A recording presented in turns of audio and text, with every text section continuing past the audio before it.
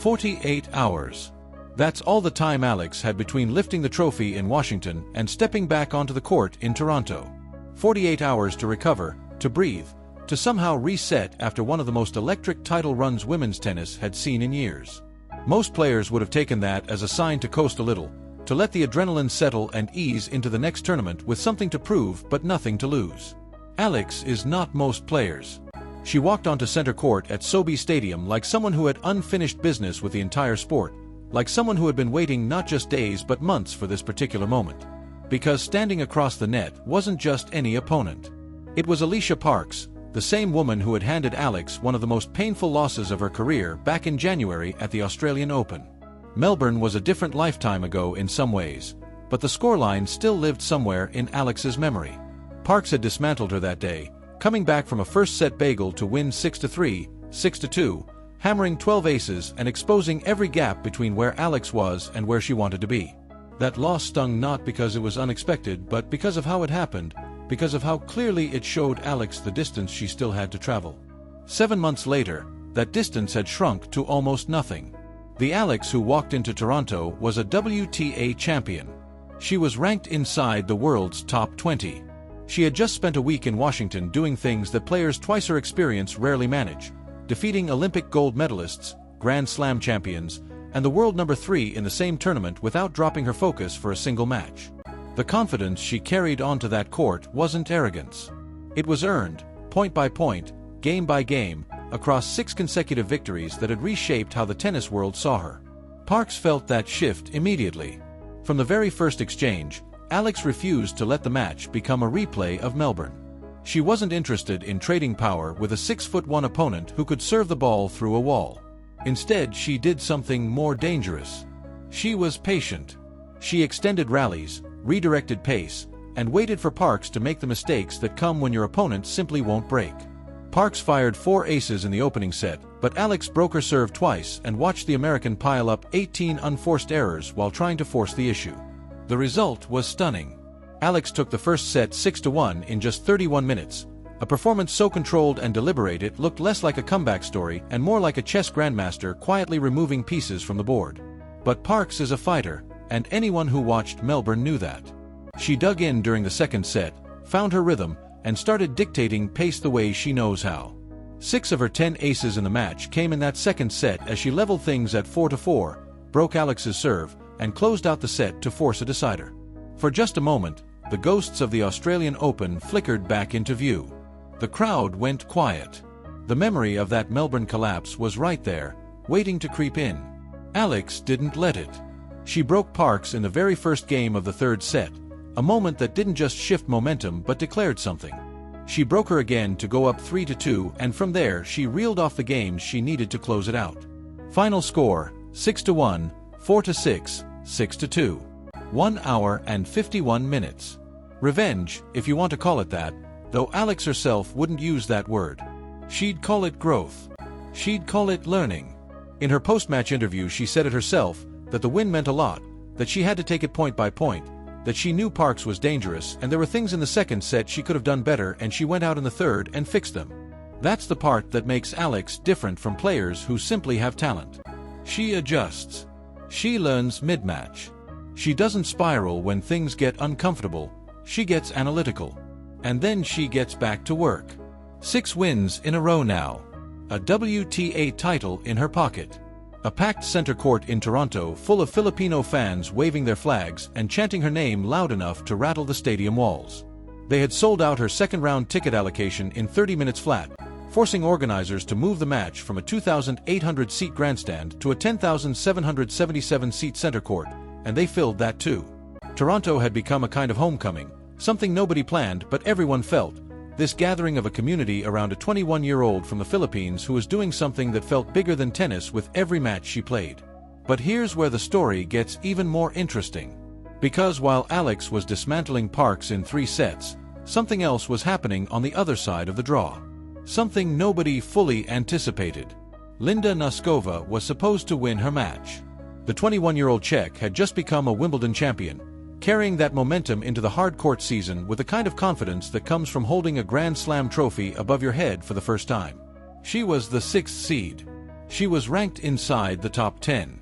And she started her match against Caty McNally exactly the way you'd expect someone in her position to start it, going up 5-1 in the first set and looking every bit like the favorite the draw said she was. Then something shifted. McNally, the 24-year-old American ranked 70th in the world, simply refused to lose. She broke Noskova twice to get back to 5-5. She took the tiebreaker, winning 4 of the Wimbledon champion's 6 service points to steal the set. And then the second set wasn't even close. Noskova's game completely fell apart. Her first serve percentage dropped to 32%. She lost 33 of 51 total points. McNally took the set 6-1 and walked off the court having done something that will appear in upset lists for years. She beat a reigning Grand Slam champion in straight sets after trailing 5-1 in the opening set. That's the kind of win that changes how people see you. That's the kind of win that says, quietly but clearly, that on any given day, against any given player, this woman can beat you. And now she was standing between Alex and the 4th round of the National Bank Open, the WTA 1000 event with a total prize pool of $7.43 million and enough ranking points to reshape the rest of anyone's season. McNally in the post-match interview was clear-eyed about what she'd just done and clear-eyed about what was coming next. She knew the crowd at center court would be against her. She said it plainly, that she expected every person in that stadium to be cheering for Alex and only her small team cheering for her. But she also said something that told you everything about her mindset. She said it was going to be a great experience no matter what. You don't say that if you're intimidated. You say that if you've already made peace with the atmosphere and decided you're going to compete inside it regardless. That's a dangerous headspace to be in. That's the headspace McNally carried into her match against Noskova, and it worked. Now she was bringing it to center court at SoBi Stadium, into a crowd that had essentially adopted Alex as one of their own, and she wasn't backing down from any of it. The matchup itself was fascinating on paper. 2 players who had never faced each other before, coming in from completely different directions.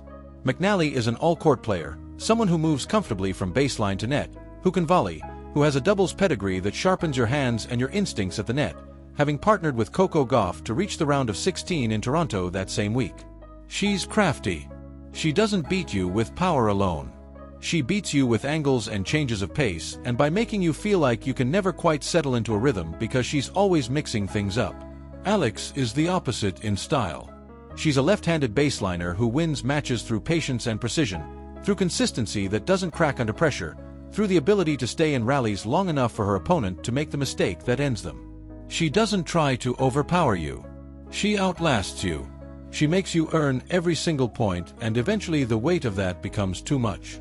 The contrast made for one of the most intriguing third-round matchups on the entire draw sheet. But beyond the tactical details, what made this match carry so much weight was the context around it. Alex had already done things in 2025 that were almost impossible to put into proper perspective without slowing down and listing them out. She had defeated 6 top 10 opponents across the year. She had beaten the reigning Wimbledon champion earlier in the season. She had taken down the world number 2, Elena Rybakina, the world number 3, Jessica Pegula, and the world number 4, Coco Gauff. In Washington, she had become the first player since Barbara Krejcikova in Dubai in 2023 to defeat the top 3 seeds on the way to a WTA title. Her career win-loss record against top 10 opponents sat at 9-4. She had already tied for the most top 10 victories on tour this season with 7. Every opponent she faced in Washington was a Grand Slam champion or finalist, and she beat them all. This was not a player running on luck or on a hot streak that was bound to cool. This was a player who had figured something out about herself and her game that was translating into results that genuinely shocked the tennis world week after week. And the financial stakes attached to that continued run were staggering in a way that added another layer to everything Alex was doing. The National Bank Open's prize pool of $7.43 million dwarfs what she had competed for in Washington. The singles champion takes home $752,275, a figure that had increased by nearly 44% year over year. For Alex, a deep run in Toronto could push her earnings for the year past $1 million. A win could help her surpass $2 million in total career prize money. The ranking points were equally significant. A third-round victory added 100 points to her total. A quarterfinal would add 215. A semifinal would add 390. And a title, The thing Alex had already proven she knew how to chase, would add 1,000 points and potentially vault her into the world's top 15 for the first time in her career. She had entered the tournament as the 25th seed after climbing to a career-high world number 20 in the aftermath of her Washington title. Every round she won in Toronto pushed those numbers further in her favor. And she had already won 2 rounds. She was already in the 3rd round of a WTA 1000 event, the most prestigious tier below the Grand Slams, having come through a field that included the woman who had beaten her at the Australian Open. The path to the title was hard. Nobody was pretending otherwise. The top half of the draw was loaded with players who belonged among the game's elite. But that was the same thing people said about Washington, and Alex walked out of there with a trophy. She had earned the right to believe that any draw, any opponent, any court was within her range. The match against McNally was scheduled for Saturday morning, not before 8 in the morning Philippine time, which meant that on the other side of the world, in living rooms and coffee shops and anywhere a screen could be found, Filipino fans would be setting alarms and gathering to watch.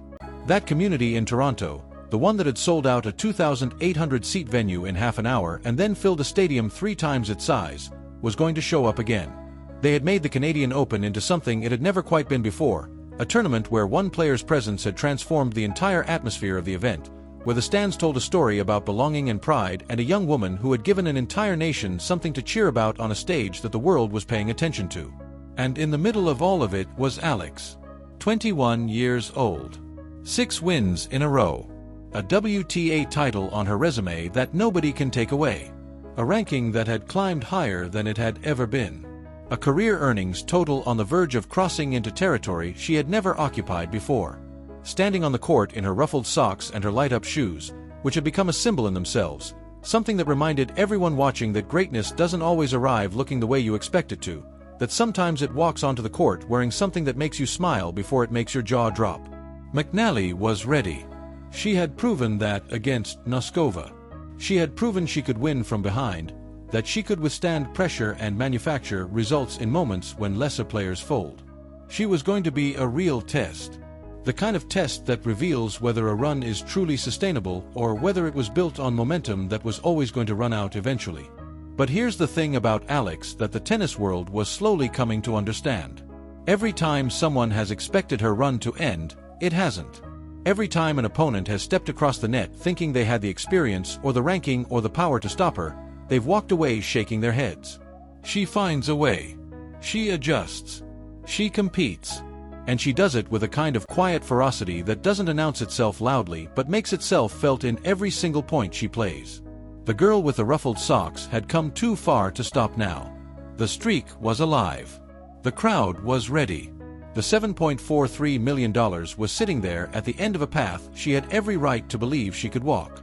And on a Saturday morning that Filipino fans all over the world were already circling on their calendars, Alex was about to step back onto that court and remind everyone watching exactly who she was.